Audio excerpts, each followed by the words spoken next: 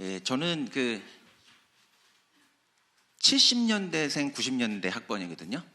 예, 근데 이재명 대통령을 지지하는 사람들이 세대적으로 학번적으로 어떤 세대가 가장 강력한 사람들이냐라고 할 때 70년대생 90년대 학번 이 사람들을 얘기를 해요. 예, 근데 이 사람들은 생각해 보면 끼인 세대라고 보통 얘기를 해가지고 뭐 나라에 득본 게 하나도 없는 세대예요, 저희가. 예, 그래서 제가 50대가 됐지만 예전 같으면은 그 70년대 김대중 대통령이 등장하실 때 40대 기술원 나온 지가 지금 벌써 50년이 됐어요. 오늘 영상은 최근 매불쇼에서 최욱과 유시민 작가가 실명을 거론하며 비난했던 그 영상의 원본 내용입니다. 저는 함동균 씨를 매불쇼에서 처음 들었는데요. 실명을 공개하면서까지 비난한 영상에 무슨 내용이 담겼길래 궁금했고 그 영상을 찾아보았습니다. 다음 보실 영상을 끝까지 보시고 어떤 사람인지 판단해 보시죠. 예, 근데도 뭐 위에 있는 선배들이 딱 버티고 앉아가지고 사회 어디를 가도 자리를 내주질 않고, 예, 또 밑에 있는 세대들은 또 세대들대로 나름대로 불만을 가지고 있지만, 그죠? 예, 근데 이 세대가 가지고 있는 특징은 뭐냐면은 나라에 별로 바라는 게 없어. 예, 근데 이상하게 그러니까 대학을 다니던 시절이 될 때는 이제 어린 시절에 뭐 학생운동 그다음에 군사 독재 시절을 유년 시절에 이렇게 이제 본 거예요. 그리고 이제 마지막에 끝무렵에 대학을 들어갔던 세대인데 그 시대는 이제 끝나는 것 같은데 또 새 시대가 어떻게 도래할지는 잘 모르는 그런 어떤 세대인데 이 세대가 가지고 있는 감각, 그러니까 예전의 시는 사라진 것 같은데 힐덜린이라는 시인이 독일에 있었는데 예전의 시는 옛 시는 사라지고 새로운 시는 도래하지 않는 그런 낀 시대가 있다. 이런 걸 궁핍한 시대라고 얘기를 하면서 이런 어떤 궁핍한 시대에 뭔가 새로운 열망을 바라는 그런 어떤 현상이 이 뉴이재명 현상이 아닌가 이렇게 생각이 저는 듭니다.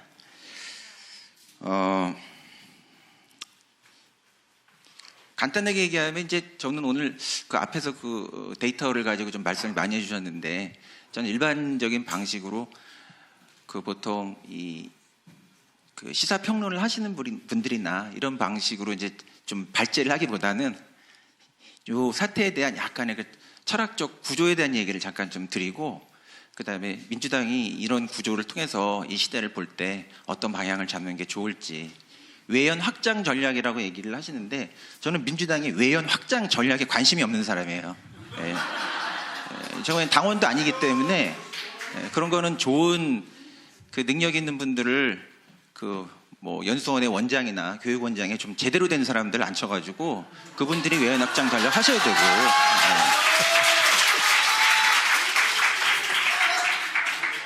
그 대통령하고 민주당이 이런 그 지지세 사이에 갭이 있는 이유가 뭐냐면은 정당은 낡았는데 그냥 외연 확장만 얘기해서 그래요. 지금은 민주당이 외연 확장을 얘기할 것이 아니라 어떻게 진화할 것인가를 얘기해야 되거든요. 그래서 이거 뭐 선거 때 되면은 어쩔 수 없이 그냥 일종의 저는 그걸 골다공증 지지라고 얘기를 하는데 뼈는 튼튼하지 않는데 어쩔 수 없이 이거를 찍어야 되는 거야. 이런 형태의 외연 확장이라고 하는 거는 헛개비예요, 헛개비. 그래서 갑자기 어떤 사람들도 상대방 진영에서 어떤 정당이 그 후보자가 등장을 해가지고 시대의 트렌드를 이제 주도하는 어떤 사람이 등장을 하면 이런 골다공증 지지 상황에서는 그냥 다음 정권이 또 어떻게 될지 모르거든요, 사실은. 그래서 뉴 이재명 현상이 단순히 지지세의 어떤 확산 현상으로 보지 마시고 기존 그 시대와의 결별을 통해서 업그레이드를 요구하고 있는 그런 현상이라고 보셔야 됩니다.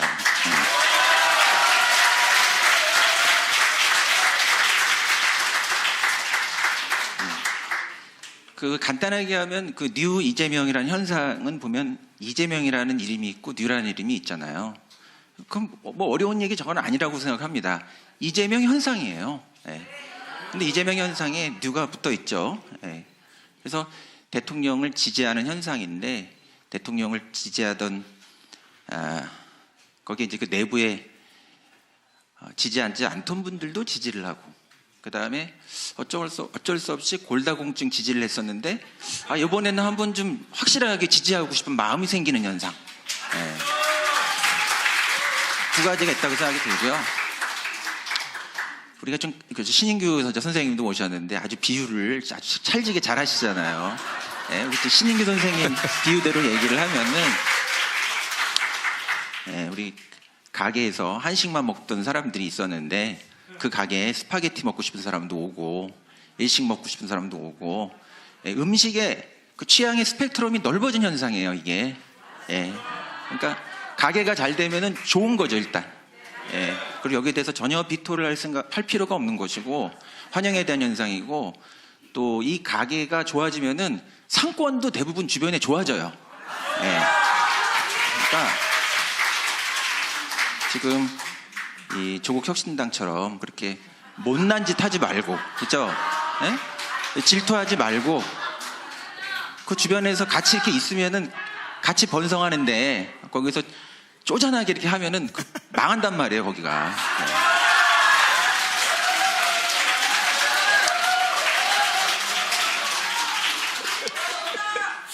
자, 뉴 이재명이라는 이름의 앞에 뉴가 붙어 있는데, 뉴라고 하는 어떤 새로움이 일어날 때는 두 가지가 거기에 겹쳐서 있거든요, 늘. 우린 뉴라고 하면 어떤 새로운 것만 있다고 생각하는데, 뉴라는 현상이 일어나면은 기존과의 단절도 있어야 돼요. 그러니까 여기에는 단절과 확장이라고 하는 두 가지 현상이 같이 있는 것이 이 뉴 이재명 현상입니다. 그래서 제가 오늘 좀 말씀드리고 싶은 얘기는, 어떤 단절이 있고 그 단절을 잘 생각해 보면 어떤 확장으로 이것이 이어질 수 있는지에 대한 생각을 좀 해볼 수 있다. 이건 약간 좀 제가 어렵지 않게, 짧은 시간에 말씀드려야 되기 때문에 어렵지 않게 어떤 철학적 구조를 잠깐 말씀을 좀 드리고 싶고, 요거의 바탕하에 민주당은 어떤 방식으로 했을 때 업그레이드 될 수 있는지에 대한 제가 13개의 강령을 하나 만들어 왔어요. 사실은 저를 이제 문학평론가라고 보통 생각하시는 분들이 있고, 유튜브에서는 저를 처음 보시지만, 저는 어떤 이런 비전과 이념을 설계하는 게 저의 어떤 좀 전문성을 가지고 있는 일 중에 하나거든요. 그래서 그 말씀 제가 드리겠습니다. 첫 번째는 무엇과 단절하고 있는 것이 여기서 이제 벌어지고 있는 거냐면은, 한국 정치에, 이건 좀 약간 심층적인 얘기인데요, 꼭 말씀을 드리고 싶은 거예요, 이런 자리에서. 한국 정치는 굉장히 특별한 형태의 병리학적 구조에 걸려 있어요.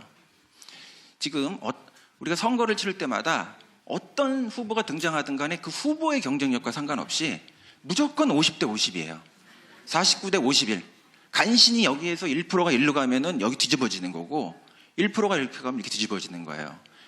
그 내란과 같은, 계엄과 같은 큰 사건이 일어났지만 이재명 후보의 그 지지가 50%를 넘지 못했습니다. 그러니까 4년 후 우리가 다시 선거를 치른다고 할 때 과연 이재명 그 후보보다 더 경쟁력 있는 후보가 등장할 것인가? 거기에 대해서 아직은 우리가 이제 의문이란 말이에요. 그러면 그런 정도의 우리가 퍼센테이지를 얻을 수 있을지 매우 저는 좀 의심이 많이 가요.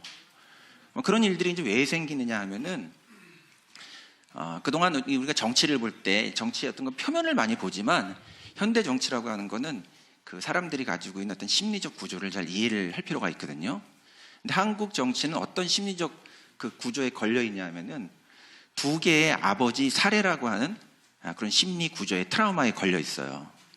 이건 좀 죄송합니다. 제가 약간 좀 그 학설을 말씀드리려고 해가지고, 그 프로이드라고 하는 유명한 그 정신분석학자가 있습니다. 20세기 아주 그 위대한 그 인문학자인데, 이 사람이 인류학적인 어떤 가설을 하나 얘기를 하냐면, 어떤 사회와 공동체가 어떤 방식을 통해서 공동체의 결속을 이루는가, 결속, 서로 연대를 하게 되는 거야. 심리적 연대를 하게 되는 거야.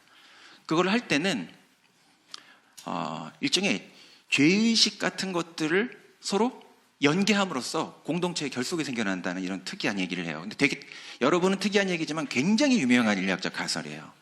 그래서 하나의 어떤 가설을 얘기하냐면은, 강력한 아버지가 있었다, 족장이. 근데 그 아버지 족장이 너무 강력해가지고 그 사회의 재화를 전부 다 독점하는 거야. 그러니까 거기에 살고 있었던 아들들이, 왜 저기 아버지만 모든 걸 다 가지고 있느냐. 그래서 서로 연합을 해가지고 아버지를 살해했다는 거예요. 근데 거기에서 어떤 일이 발생을 하냐면 역설적으로 우리가 아버지를 죽였다라고 하는 죄의식에 사로잡히게 되는 거야. 그래서부터 죽은 아버지가 산 아들들, 산 공동체를 장악하는. 그래서 우리는 아버지를 죽인 사람이야. 근데 그 아버지가 또 잘못해가지고 어떤 누군가에 해가지고 살해가 당했다. 그러면 우리는 아버지를 지켜주지 못한 사람이야. 거기에 대한 죄의식에 걸리면서 우리가 아버지를 죽이기도 했고 동시에 우리가 아버지를 지켜주지 못했다라고 한 그것 때문에 그 죽인 사람에 대한 공격성을 거기서 투사시켜가지고 무조건 그런 형태의 죄의식과 공격성을 가지고 연계를 하면서 공동체가 결속이 된다는 거예요. 근데 한국 정치에는 제가 볼 때 박정희 사례와 노무현 사례라고 하는 두 개의 아버지 사례가 있었어요. 박정희 대통령도 생각해보면 국민의 한 50% 정도는 그 박정희 대통령에 대해서 굉장한 그건 단순한 향수라고 생각하지 않아요. 예전에 저희보다 훨씬 나이 들었던 그런 세대 분들은 저 양반이 우리가 먹고 살기 어려웠던 시절에 이렇게 우리 좀 살게 만든 그런 부분이 분명히 있었다.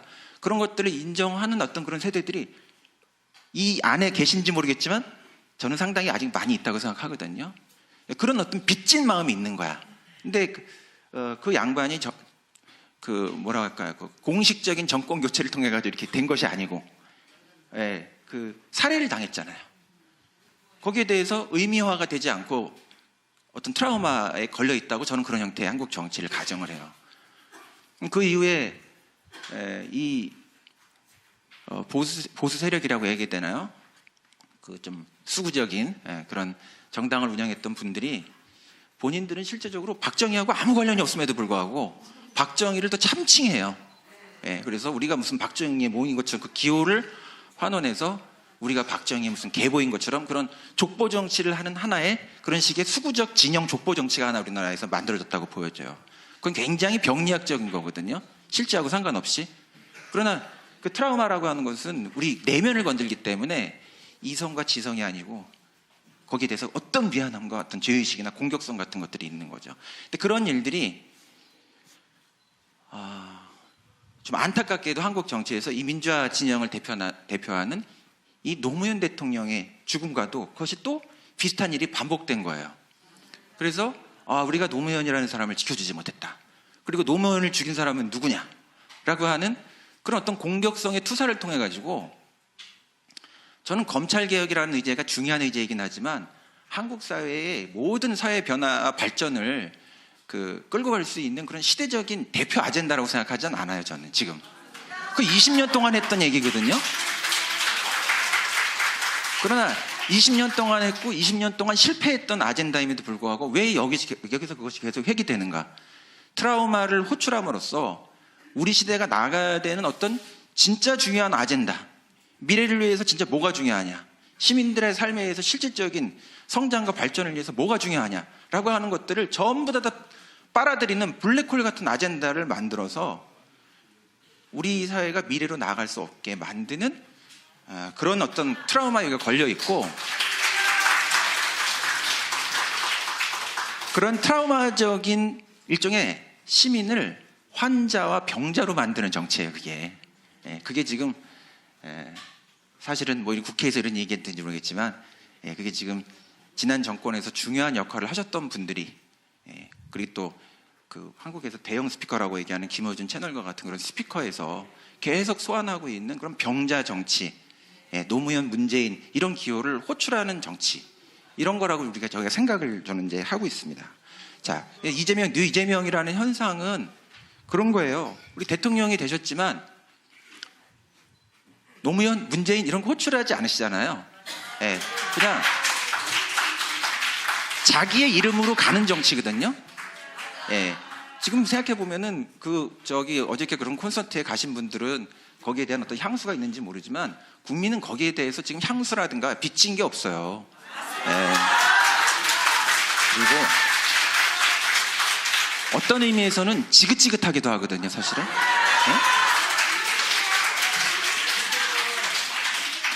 그래서 이 이재명 리더십 이재명 현상이라고 하는 거는 저는 두 개의 트라우마적인 정치로부터 그것을 뭐라고 할까요?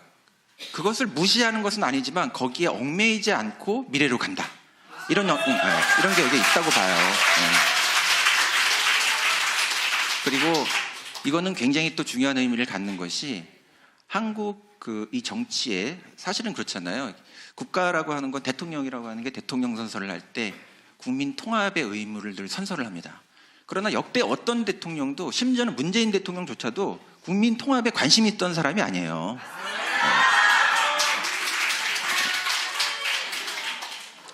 그 결과 산업화 세력과 민주화 세력이 끊임없이 갈등하고 분열하는 것이 한국 정치 상황이었습니다. 이거는 정권이 교체됐지만 진영이 교체됐을 뿐 우리가 같은 시대를 계속 살고 있는 거예요, 이게.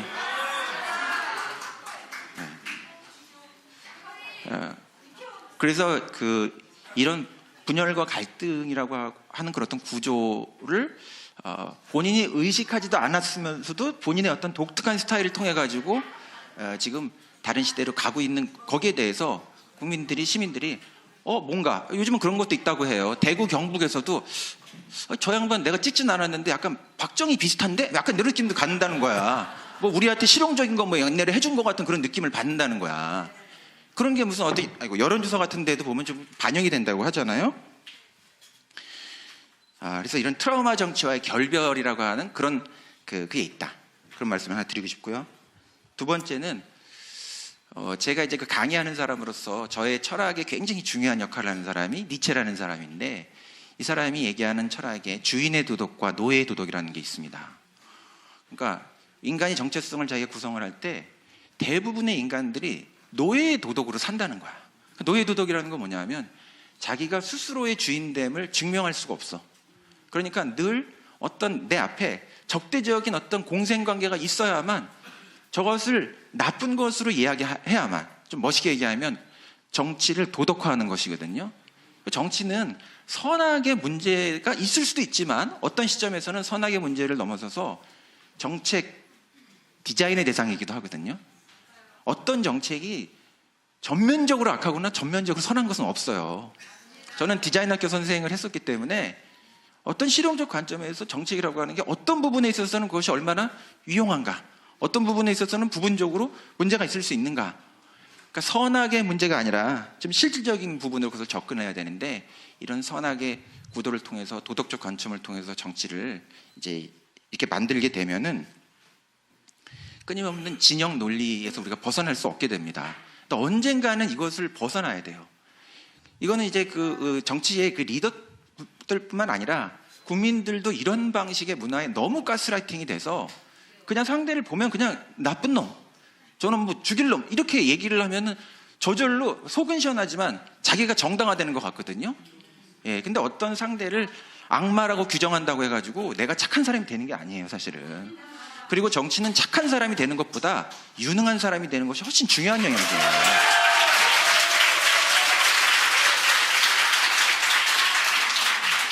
그래서 이 니체는 노예의 도덕이 아니고 주인의 도덕이 필요하다, 이렇게 얘기해요. 그럼 주인의 도덕이라는 건 뭐냐 하면은 상대방이 없어도 스스로 자기를 증명할 수 있는 존재가 되는 거거든요. 자기가 원인이 되고 남 탓을 하지 않아도 되는 거야.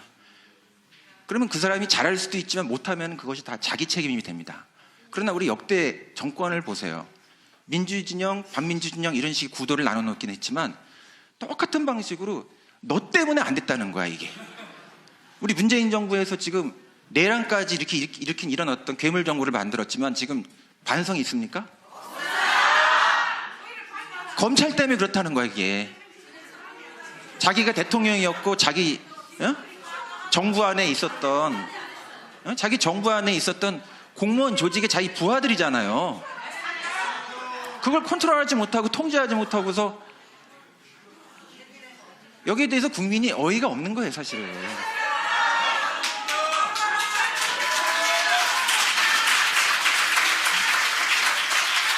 그러면 노예 도덕이 아니고 주인의 도덕을 가지고 있는 사람은 자기가 책임을 지기 때문에 어떤 문제에 대해서도 거기에 대해서 성과를 통해서 자기를 보여줘야 되기 때문에 어떤 진영적인 논리라든가 도덕적 관점에 갇혀가지고 그냥 듣기에만 좋은 얘기를 할 수가 없는 거예요.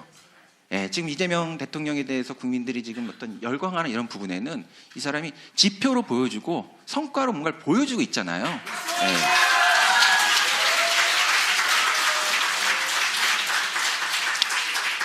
저는 이런 걸 다른 말로 경영자 리더십이라고 생각하거든요. 우리 여기 민주당 의원들도 계시고 그래가지고 이런 말이 불편하실지 모르지만 저는 노무현 대통령, 문재인 대통령 이 두 분도 경영자 마인드십을 올바로 갖추지 못했던 분이라고 생각해요.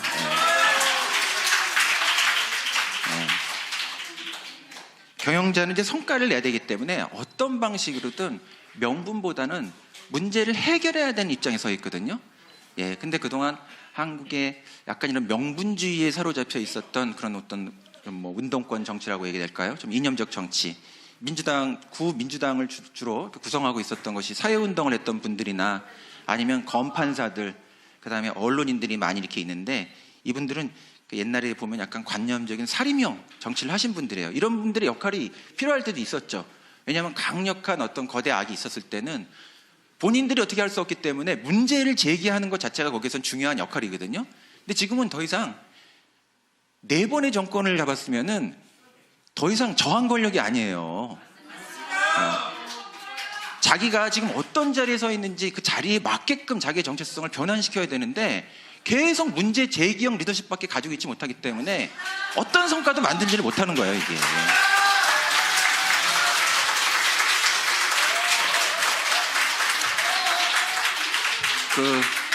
이재명 대통령의 그 리더십을 실용주의라고 간단하게 얘기할 수도 있겠지만 제 관점에서 얘기를 하면은 이거는 문제 해결형 리더십, 이것의 등장이라고 봐요. 문제 해결하는 사람들은 반드시 책임을 지고 있기 때문에 이런 CEO라는 건 있잖아요. 어쨌든 매출을 올려야 되는 게 CEO의 굉장히 중요한 성과로 얘기가 된단 말이에요. 그거 아니면은 다음번 이사회에서 해고되는 거예요, 이게. 네, 그렇기 때문에 국민들이 듣고 싶은 좋은 말을 하는 사람이 CEO가 아니에요. CEO는 필요한 성과를 만들어내는 액션을 취하는 사람이거든요.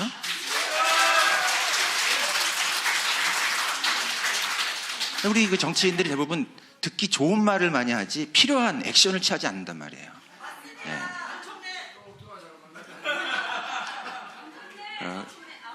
네. 그분에게도 힘을 줍시다. 네. 세 번째는 제가 요걸 좀 넘기지를 못하고 있는데 그래서 요걸 지금 말씀드리고 있고요. 그래서 책임 정치를 하는 분들은 책임 정치를 해야 되는 그런 어떤 역할 이런 걸 하는 사람들은 이 마이너리티 의식을 가지면 안 돼요. 어떤 소수자 의식. 근데 이재명 정부 이전에 노무현 그 대통령도 소수파긴 하죠. 소수파였다는 거 우리가 다 알아요. 또 그 뒤를 이어가지고 문재인 대통령도 우여곡절 되셨는데 늘 우리는 이 권력 안에서 소수파라고 자꾸 그런 인식을 많이 갖는 거야. 그러니까 같은 그 조직 안에 있는 자기와 조직임에도 불구하고 CEO가 이걸 적대적인 관점으로 보고 언제나 제거해야 될 관점으로 바라보고 이런 게 어디 있어요? 자기 부서의 직원들인데 무능하다는 얘기밖에 안 되거든요.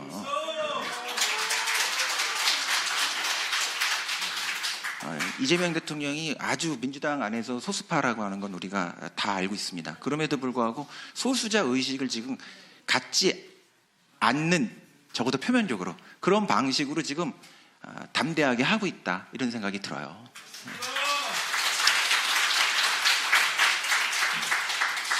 세 번째는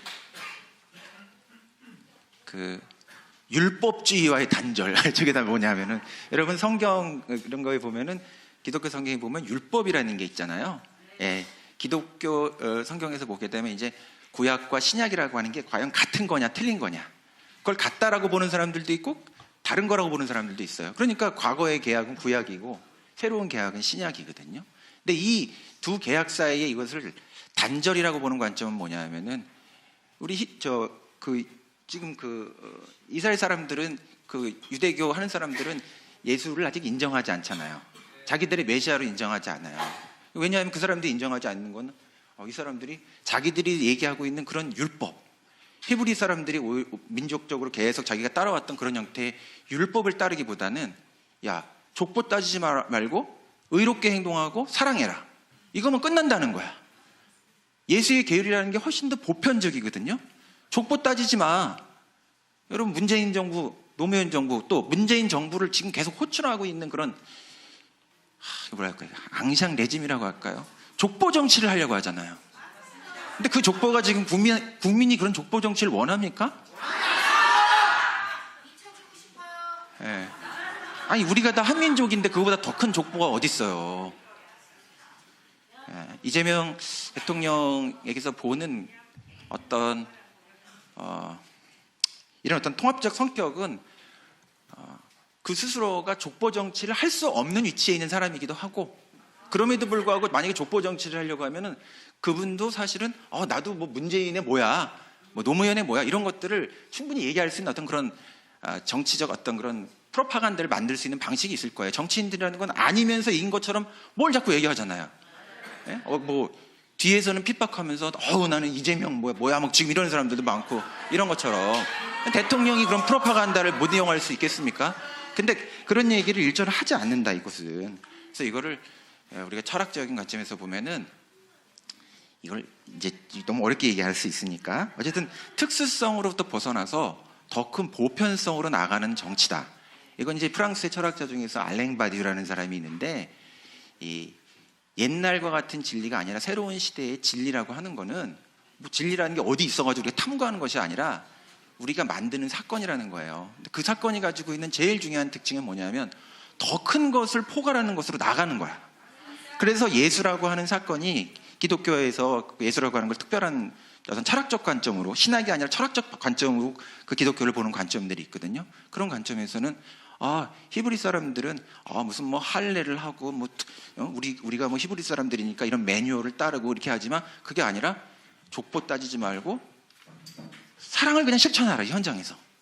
이렇게 얘기한다는 거예요. 그래서 특수성을 넘어서 보편성으로 나아가는 것인데, 이런 것이 이재명 대통령이 구호로 나타나는 게 중도 확장 있죠. 이런 게 뭐예요? 확장하는 거잖아요. 과거에 뭐 했느냐, 맞냐, 이런 거, 그걸 왜 그런 걸 따지냐는 거. 전부 다 좋은 사회를 위해서 나가겠다고 모인 사람들이 있는데, 예. 우리 여기 이현주 의원님, 김영남 의원님 얼마나 훌륭하십니까? 이런 분들이.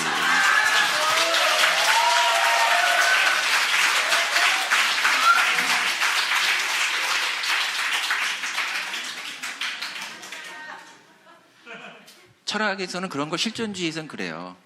인간은 본질이 있는 것이 아니라 실존만 있다고 하거든요. 원래 네가 뭐였다 이런 것 따지지 말고 현재 뭘 하느냐, 그걸 보라는 거예요.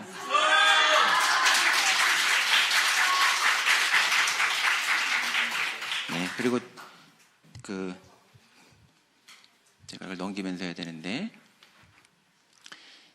이건 좀 뭐 그냥 얘기하면은 지금 한국 사회에서 또 세계적으로 여러 가지 모순적 상황, 어떤 기존의 질서 같은 것이 있는데, 그런 것과의 어떤 단절을 통해서 새로운 시대를 여는 그런 어떤 성격을 가지고 있다, 이런 정도로 이해하시면 되겠습니다. 그 다음에 제가 이제 우리나라 대한민국 헌법 1조에 대한 얘기를 제가 많이 말씀드리면서 국회에서 이런 말씀을 드리는 게 저한테 참 영광스러운 얘기인데, 대한민국은 민주국가라고 헌법에 되어 있지 않고 민주공화국이라고 되어 있어요.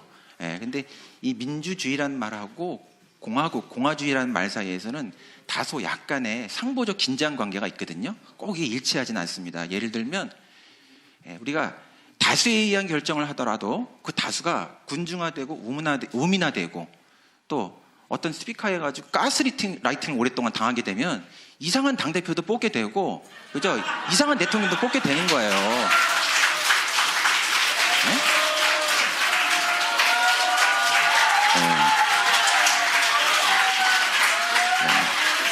그래서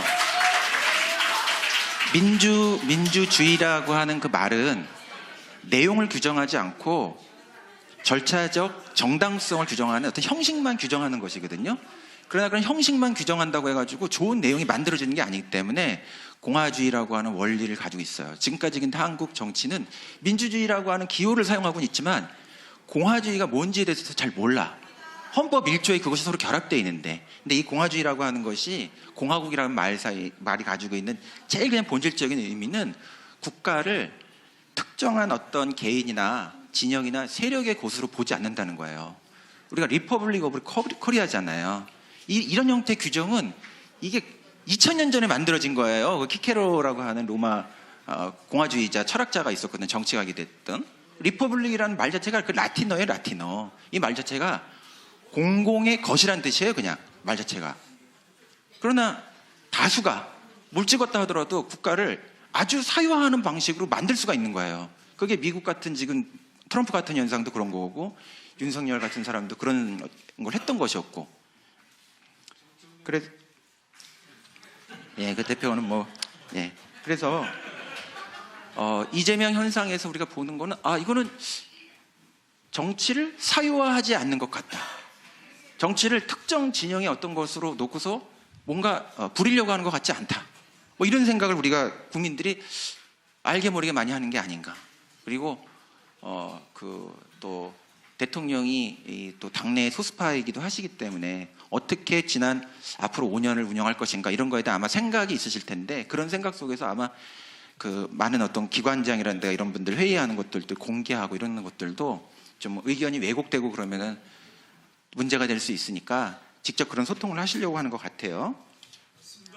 근데 그런 것도 저는 단순 소통의 문제라기보다는 공적 책임을 어떻게 우리가 강화할 것인가, 이런 어떤 공공성의 윤리를 소통의 문제로 지금 보여주고 있다 이렇게 봅니다. 그리고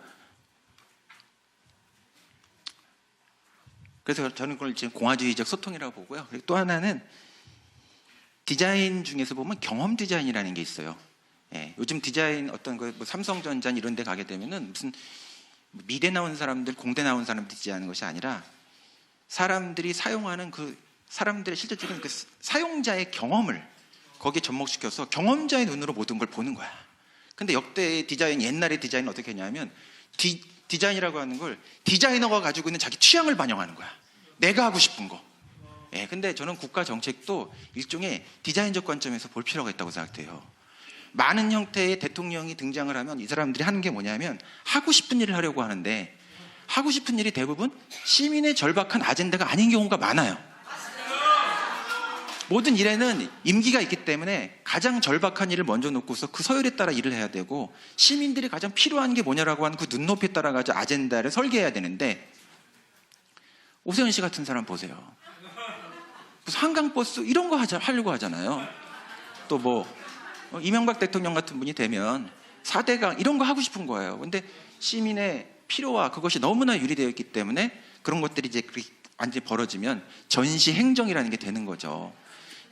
이재명 대통령에게서 우리가 보는 거는 하고 싶은 일을 하는, 우리 그 문재인 대통령도 그렇게 생각해요. 이분이 정말 어떤 형태의 일을 했나? 국민에게 가장 절박한 일의 순서대로 뭔가를 한 건가? 지나고 나서는 뭐가 아무것도 된 게 없는 건가? 사실은. 그래서 국민의 필요와 절박성의 그 어떤 관점에서 하고 싶은 일이 아니라 해야 하는 일을 하고 있다. 근데 대부분 해야 하는 일은 어렵다고 느껴지기 때문에, 어떻게 보면 국가라고 하는 것이 보면은 우리 마르크스식으로 얘기하면 상부 구조하고 하부 구조가 있다고 하는데, 어떤 정신과 문화의 영역 이런 영역이 있는가 하면 경제적 토대를 바꾸는 그런 영역인데, 이건 되게 바꾸기가 어려워요. 그러니까 이런 것들은 맨 늦게 하려고 하거든. 힘 빠진 다음에 거기서 대부분 되치기 당하고 이렇게 되는 거예요, 이게. 근데 하고 싶은 일이 아니라 해야 하는 일을 하는데, 해야 하는 일을 그동안 잘 못했던 거지. 근데 이재명 대통령은 해야 하는 일을 하네. 근데 해야 하는 일이 대부분 어렵다고 생각하기 때문에 밀어두는데, 이분은 해야 하는 일을 이렇게 봤더니 할 수 있을 것 같아. 이런 게 지금 코스피라든가 부동산 정책이라든가 이런 것으로 지금 확산되고 있는 그런 정책이라고 생각합니다. 제가 좀 말씀이 좀 길었는데, 제가 그 이재명 대통령의 그 리더십이라고 하는 거, 이것에 시민들이 어떤 부분에서 열광하는가를 조금 철학적 구조적으로 보게 되면 사실 이렇게 이 상황을 좀 봐야 되지 않는가 이런 생각을 하고, 제가 민주당에 왔으니까 약간 서비스를 그냥 잠깐 드리는 것으로. 예, 민주당의 13가지 중도 확장 원칙이라고 이렇게 됐는데, 엄밀하게 얘기하면 민주당이 이렇게 해야 업그레이드 된다. 예. 제가 가지고 있는 그 공부한 사람으로서 제가 가지고 있는 제일 중요한 아젠다는, 제 일상의 아젠다가 뭐냐면 진보를 진보시켜라 하거든요. 예. 진보가 너무 후졌어 이제는. 너무 앙상 레짐이야. 진보라고 얘기를 하지 마요 지금 이런 게 되면은. 엄밀하게 얘기하면 진보를 진화시켜야 되는데, 지금 말씀드린 그 철학적인 구조 하에서 이것을 민주당의 태제로 바꾸면 이렇게 될 수 있다고 봐요. 여러분들 다 이해하실 수 있게끔 제가 정말 초등학생 문구로 이걸 했는데, 이런 것도 민주당이 받아쓰지 못하면 죽어야 됩니다.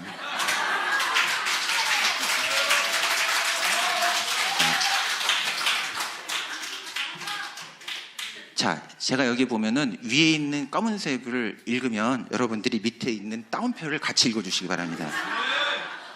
야당이 아니라 수권 정당으로서 여당 멘탈 지니기.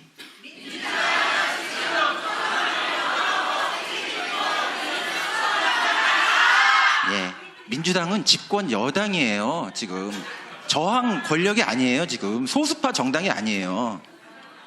두 번째, 과거를 호출하지 말고 담대하게 미래로 나아가기.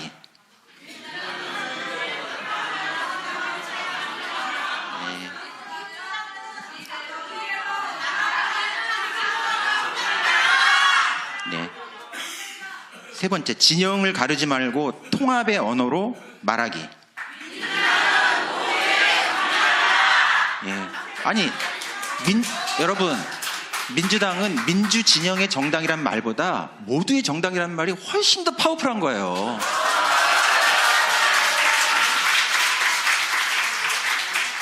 다시 말해서 정체성 정치, 좁은 의미, 우리의 젠더가 어떻다, 이념이 어떻다, 우리는 뭐 호남이다, 뭐다, 이런 시대가 끝났어요 지금.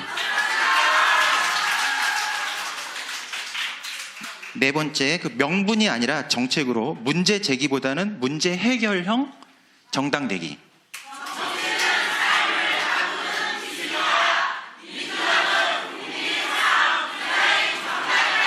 네, 삶을 디자인하시기 바랍니다. 다섯 번째, 의원의 시각이 아니라 국민의 시각으로 보고 말하기.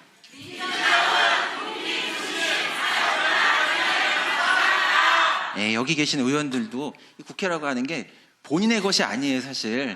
예, 국민의 공복으로 여기 이제 오신 거고, 그리고 김어준 씨는 정치를 권력 투쟁이라고 자꾸 얘기를 하는데, 그 권력 투쟁이라는 건 권력을 쥐고 자리 배분을 하는 사람들의 그런 관점밖에 없는 거 아니에요. 얼마나 그 썩은 정치 생각을 하고 있는 거예요, 이게 지금. 국민이 무슨 그 권력하고 무슨 상관이 있습니까? 우리에게 어떤 요용성을 주느냐, 그게 중요한 건데, 사용자를 디자인하는 정당이다. 예. 여섯 번째, 선언이 아니라 성과로 말하기.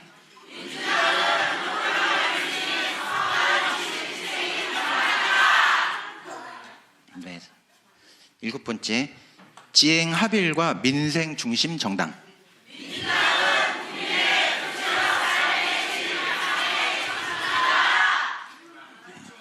여기 뭐 틀린 말 있습니까? 없죠? 네. 사회와 개인 삶의 성장 및 지속 가능성의 동시적 확보 추구.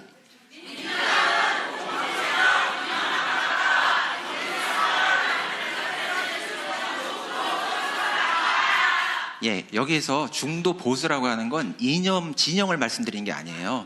사회의 중심 세력이란 얘기예요. 그럼 중심 세력이면 중심 세력답게 행동해야죠.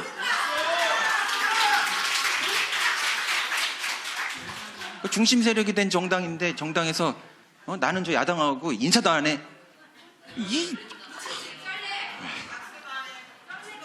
그러니까 시대가 어디에 와 있는지를 모르는 거예요, 그런 사람들은 지금. 예, 아홉 번째, 사회 혁신성을 추구하는 미래의 정당. 예, 다시 니체라는 철학자를 하나 인용하면 이분이 그런 얘기를 해요. 내가 과거에 어떤 왕을 섬겼는지는 자랑이 아니다. 예. 그리고 내 조상으로부터 어떤 은덕을 받았는지 생각하지 말고 미래의 후배들에게 어떤 책임을 질지를 생각해야 된다.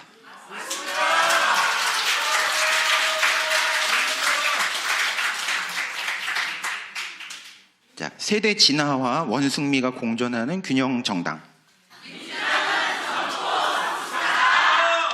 죄송하지만 아까 저기 인사해 주신 분들 너무 늙었어요, 다.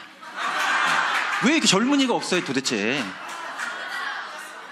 지금 뭐 저기 우리 송영길 의원 같은 분도 좀 정신을 차리셔야 되는 게 후배 세대를 워낙 키우지 못하기 때문에 그렇게 감옥 가시는 거예요.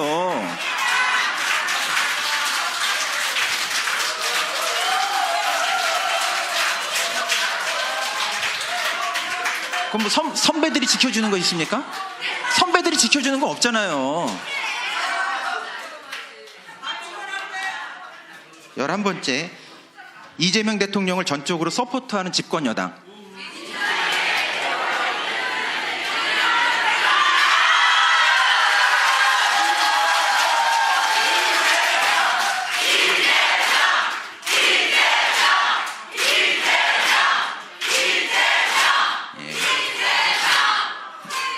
민주당에서 오랜만에 대박 상품이 하나 나왔어요.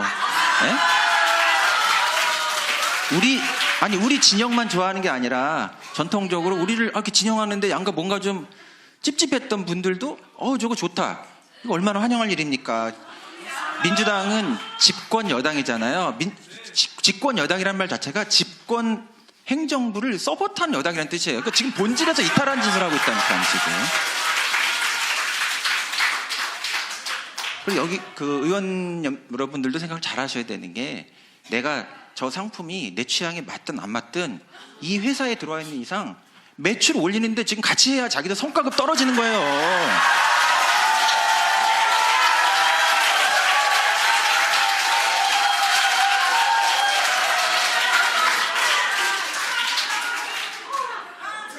그러니까 민주당의 약간 자매정당과 같은 그런 약간 유사정당의 성격을 띠고 있는 이 조국 혁신당이 유사정당이 아니라 지금 거의 사이비정당이 되고 있는 게 뭐예요? 네? 내 취향에 마음에 안 들어도 그걸 어떻게 해야 자기 상권도 늘어나고 이렇게 되잖아요. 자, 12번째, 글로벌 국가로의 위상을 인식하는 여당 되기.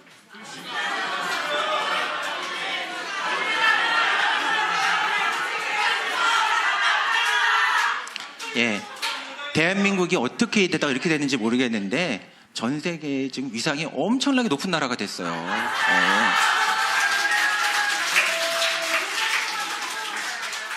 그러면요, 요 안에서 우리가 뭘 한다는 것이 아니라 좀 메타인지가 될 필요가 있거든요. 국가 경쟁력이라든가 국가가 가지고 있는 위상에 맞게끔 이 집권 여당도 행동을 하셔야 돼요, 지금.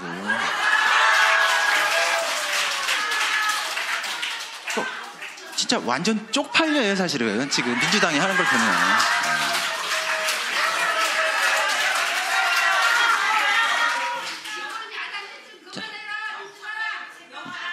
자, 마지막 13번째입니다. 특정 진영 미디어와 팬덤의 영향권으로부터 벗어나기.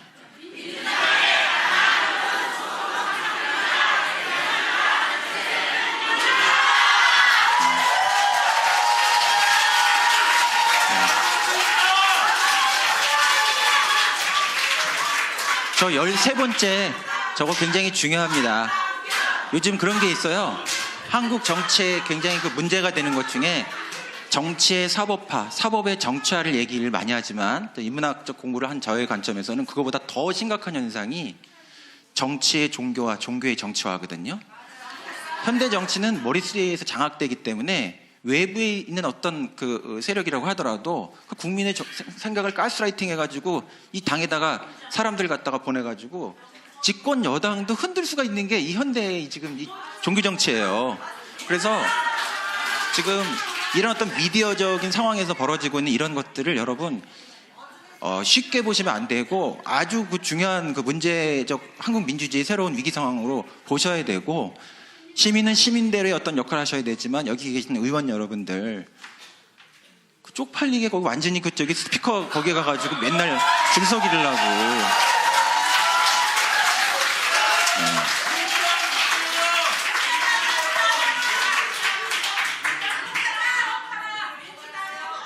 예. 지금까지는 그런 채널에 가가지고 뭔가 좀 뭐 자기 고백하고 뭐 어떤 지령받고 뭐 그런 토크하는 걸로 가지고 어떤 자신의 어떤 의원이라든가 뭐 어떤 이런 것들의 위치를 좀 공고하게 하실 수 있다고 생각하지만 이 집은 이제부터는 그런 세력은 끝났습니다. 끝났어. 자, 마무리하겠습니다. 고맙습니다.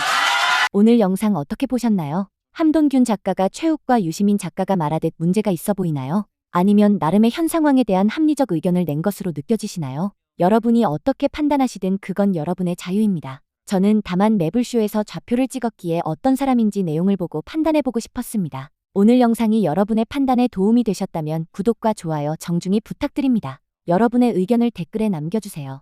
영상 끝까지 시청해주셔서 진심으로 감사합니다.